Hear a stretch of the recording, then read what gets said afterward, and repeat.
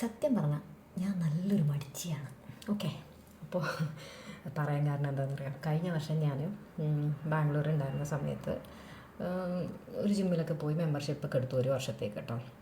അപ്പോൾ ഒരു വർഷത്തേക്ക് മെമ്പർഷിപ്പ് എടുത്താൽ നമ്മൾ പോകണമല്ലോ.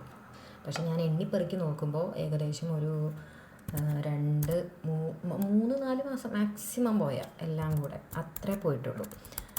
അപ്പോൾ അത് നമുക്കറിയാം, 30 വയസ്സ് കഴിഞ്ഞു എന്ന് പറഞ്ഞിട്ടുണ്ടെങ്കിൽ നമ്മുടെ മസിൽ എല്ല് ഇതിനൊക്കെ വെയിറ്റ് ട്രെയിനിങ് കാര്യങ്ങളൊക്കെ വേണം. ഇതൊക്കെ നമുക്കറിയാം, നമ്മുടെ ശരീരത്തിന് നല്ലതാണെന്നറിയാം, എസ്പെഷ്യലി ലേഡീസിൻ്റെ കാര്യം വരുന്ന സമയത്ത്. എന്നിട്ടും എന്താ എനിക്ക് കൺസിസ്റ്റൻസി ഇല്ലാത്ത എന്നുള്ളതായിരുന്നു എൻ്റെ ചോദ്യം. അപ്പോൾ അതിനുള്ള ഉത്തരം എനിക്ക് മനസ്സിലായത്, ഞാൻ മനസ്സിലാക്കുന്നു, അതിനുള്ള ഉത്തരം എൻ്റെ തലച്ചോറ് എന്നെ ചതിക്കുകയാണ്. അപ്പോൾ തലച്ചോറ് എങ്ങനെയാണ് നമ്മൾ ചതിക്കുന്നത്? നമ്മളല്ലേ തലച്ചോറിന് കൺട്രോൾ ചെയ്യില്ല, തലച്ചോറ് നമ്മളെയാണല്ലോ കൺട്രോൾ ചെയ്യുന്നത്. അപ്പോൾ തലച്ചോറ് എങ്ങനെയാണ് നമ്മൾ ചതിക്കുന്നത്? സംഗതി എന്താണെന്ന് വെച്ചിട്ടുണ്ടെങ്കിൽ,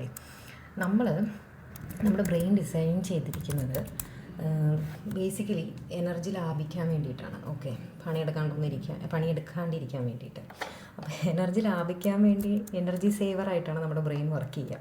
നമ്മൾ പണ്ട് കാട്ടിലൊക്കെ ജീവിച്ചിരുന്ന കാലത്ത്, നമ്മളല്ല, നമ്മളെ പൂർവിക ഭയങ്കര പഴയ പൂർവികർ. അപ്പോൾ കാട്ടിലൊക്കെ ജീവിച്ചിരുന്ന സമയത്ത്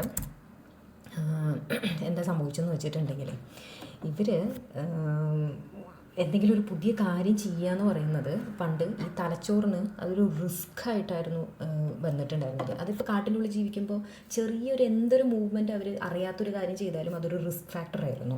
അപ്പോൾ അങ്ങനെ ഡെവലപ്പ് ചെയ്തതാണ് നമ്മുടെ ബ്രെയിൻ എന്ന് പറയുന്നത്.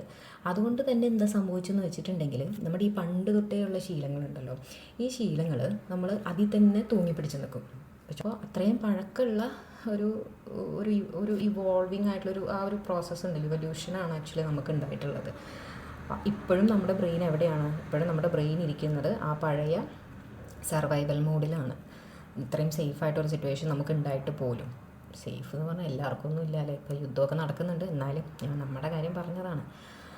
അപ്പോൾ ഇതിന് നമ്മൾ ന്യൂറോ സയൻസിൽ എന്താ ബ്രെയിൻ്റെ എനർജി സേവിങ് മോഡ് എന്നുള്ള രീതിയിൽ, അങ്ങനെ എനർജി കൺസേർവ് എന്നുള്ള രീതിയിൽ അങ്ങനെ എന്തോ പറയും, ബ്രെയിൻ എനർജി കൺസേർവ് എന്നുള്ള രീതിയിൽ പറയും.